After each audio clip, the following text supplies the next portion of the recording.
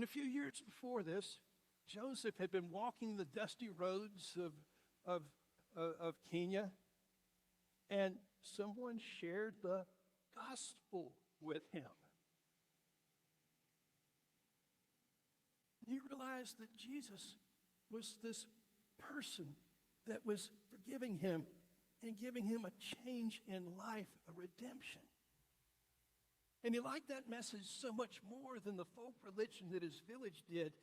And he went back to that village and began visiting people by person, hut by hut, telling them about Jesus.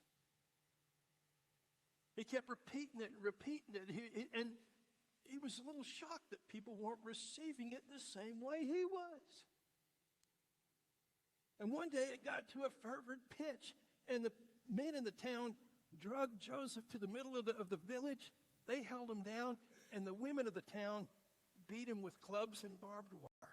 They drug him out to the bush to leave him for dead.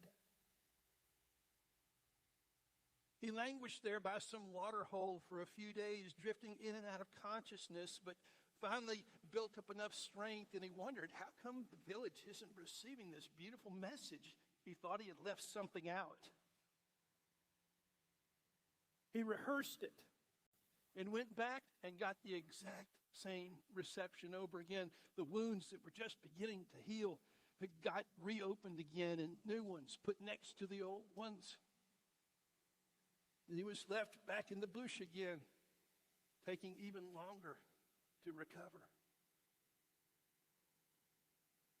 You'd think he'd have quit, but love for the gospel, love for Christ, and love for the people of his village made him go back yet a third time.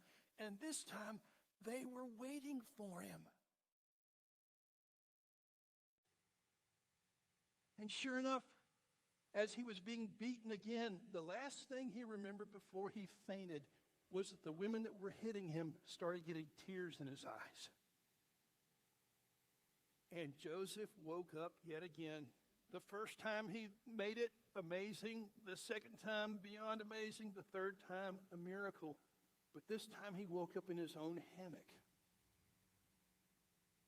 And the people who had been beating him were nursing him back to health. Because you see, the Holy Spirit fell in that last presentation of the gospel. And the village turned to Christ, answered the gospel call.